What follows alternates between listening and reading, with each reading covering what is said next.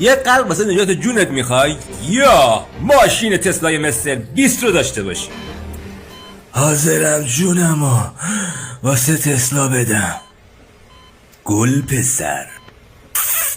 آره منظورم اینه این یارو باید این کارا رو بکنه یا نه؟ بنده خدا مریض جیمی.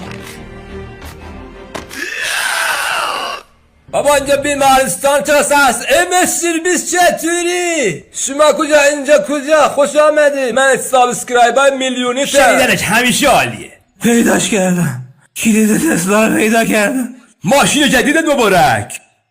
بدبختانه الان نمیتونی یه قلب جدید داشته باشی و هنوز رو به موتی تا حدود 2 هفته دیگه بمیری. خب من یک اعطا کننده خارجی دارم که چند روز دیگه یه قلب جدید برام میاره. پس فکر کنم حالا خوب میشه.